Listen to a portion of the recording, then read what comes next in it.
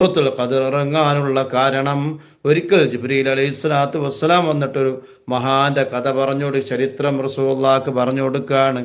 ഈ ഭൂമിയിൽ ഒരു സമഊൻ ആസി എന്ന് പറയുന്ന ഒരു മഹാന് ജീവിച്ചിരുന്നു നബിയേ. 1000 വർഷം ഒട്ടകത്തിന്റെ താടിയെല്ലുകൊണ്ട് യുദ്ധം ചെയ്ത യോദ്ധാവാണ് നബിയേ. 1000 വർഷം. അങ്ങനെ എന്തായി? അങ്ങനെ ഇസ്ലാമിനെ ഇങ്ങനെ പ്രചരിപ്പിക്കുന്ന സമയത്ത് ശത്രുക്കളെല്ലാം അവർക്കെതിരായി അവസാനം അവിശ്വാസിയായ അദ്ദേഹത്തിൻ്റെ ഭാര്യയെ സമീപിക്കുകയാണ്.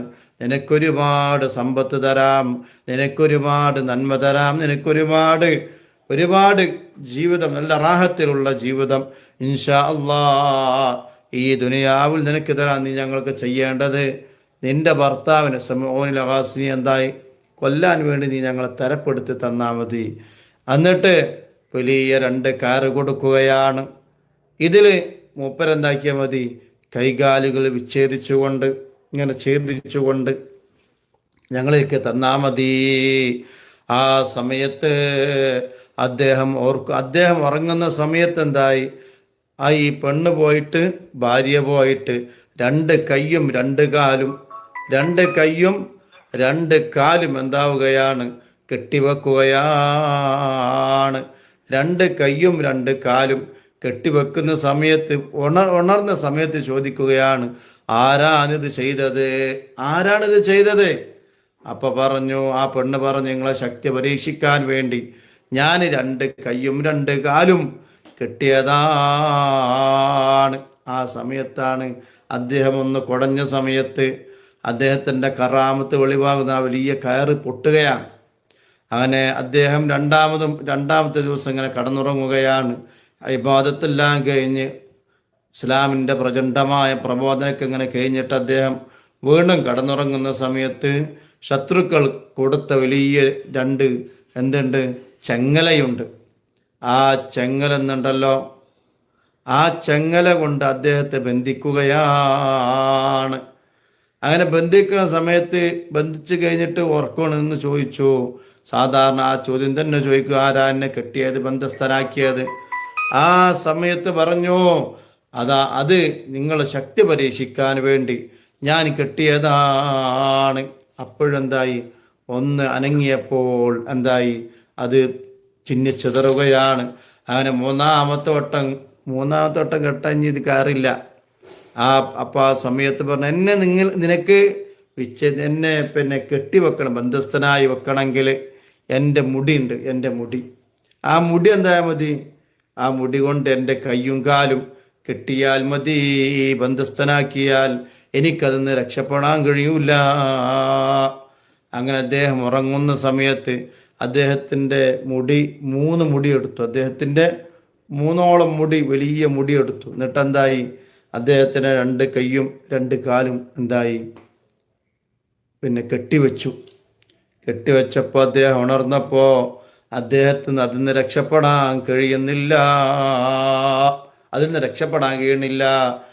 ഉടനെ തന്നെ ശത്രുക്കളെ വിളിച്ചു, ഇതാ ഞങ്ങൾ നിന്നിലേക്ക്, നിങ്ങൾ പറഞ്ഞ കാര്യം ചെയ്തിട്ടുണ്ട്, എൻ്റെ സമ്പത്ത് അതിന് സമ്പത്തും കൊടുത്ത് എന്തായി? അതിന് ഭാര്യ വരെ കൂടെ തന്നെ ഉണ്ട്.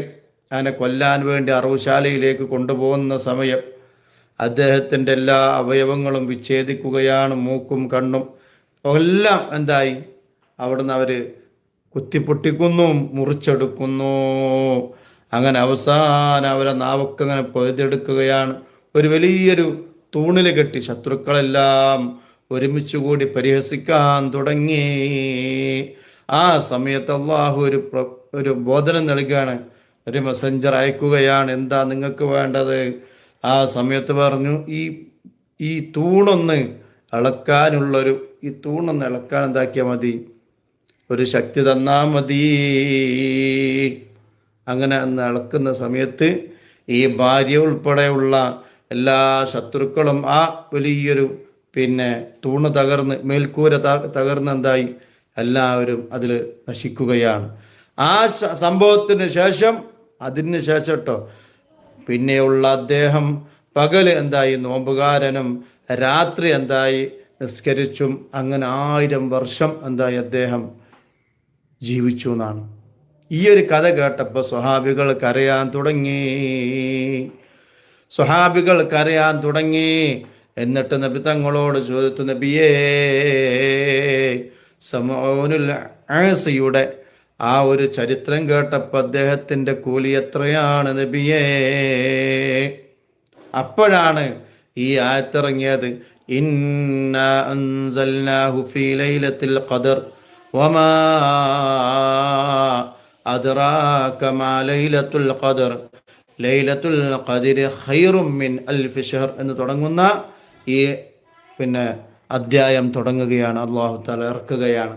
അതിൽ പറഞ്ഞത്, ഒരു രാവുണ്ട്, ആ രാവിലെ ആരെങ്കിലും ഇബാദത്ത് ചെയ്താൽ അവനക്കെന്താവും? എന്ത് ചോദിച്ചോ ആ സമയത്ത് മലക്കുകൾ പറയാ, രാത്രി ജിബ്രീൽ അലൈഹിസ്സലാത്തു വസ്സലാം അവിടുത്തെ മലക്കുകളോട് വിളിച്ചു പറയും, ചോദിക്കുന്നവർക്ക് കൊടുക്കാൻ അള്ളാഹു പറഞ്ഞിട്ടുണ്ട്. അതുകൊണ്ട് എല്ലാവരും ഇറങ്ങിക്കോ. ആരെല്ലാം എന്തെല്ലാം ചോദിക്കുന്നുവോ അള്ളാഹു തആല പ്രഭാതം പുലരുന്നത് വരെ എന്താകും? അള്ളാഹു തആല എല്ലാം സമർപ്പിക്കുന്നതാണ്.